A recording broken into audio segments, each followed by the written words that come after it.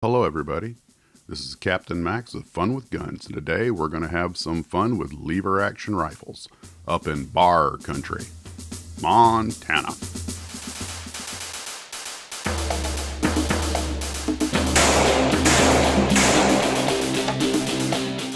Montana is a place that has a lot of predatory wildlife, bears, cougars, and it's not uncommon for humans to have encounters with bears. This is a place where people take a gun with them when they go out to walk the dog.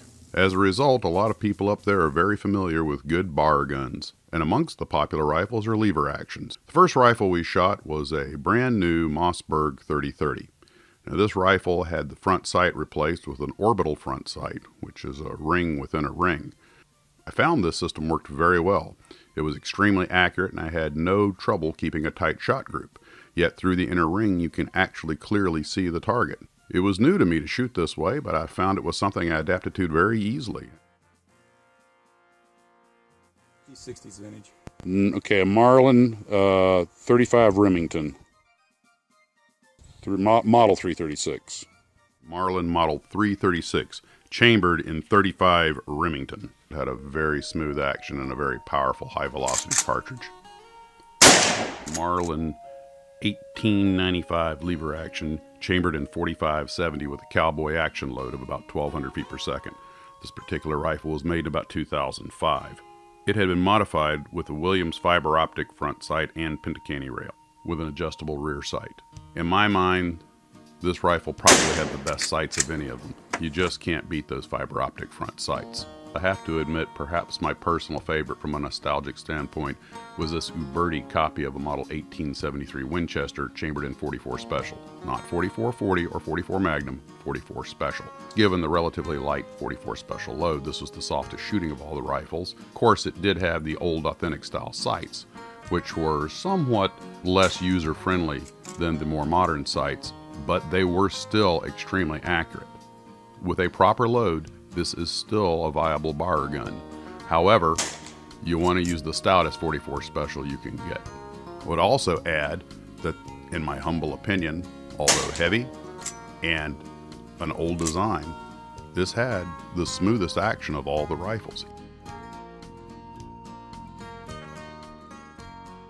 On top, of course, we have the cowboy load, about 1,200 foot per second, 45-70. This, of course, is designed to mimic the black powder loads that they used in the Old West. You could take a buffalo with one of these, and you can certainly take a bear with it. But if you're actually going to use this rifle as a bear gun, I would recommend a stouter load. Next, of course, is the 44 Special, which we just discussed. Then, of course, we have the robust 35 Remington, an excellent all-round cartridge.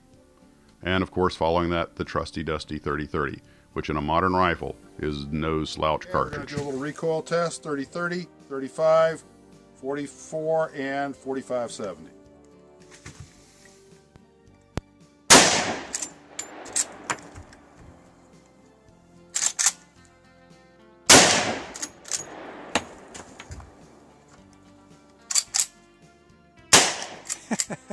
That's so pretty and so sweet and so nice.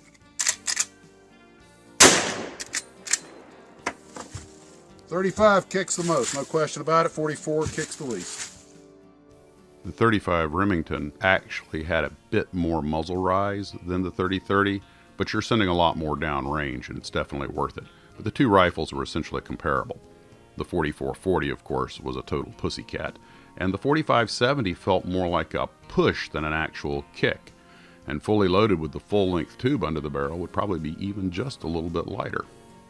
So here we can compare all four of them side by side, and you can judge for yourself.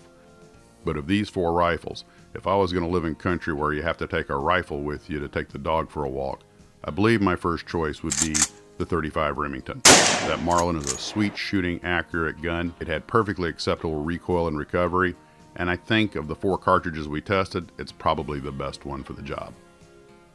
So what do you think?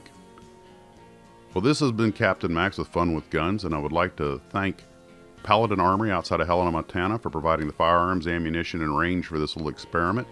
And as always, folks, please be safe.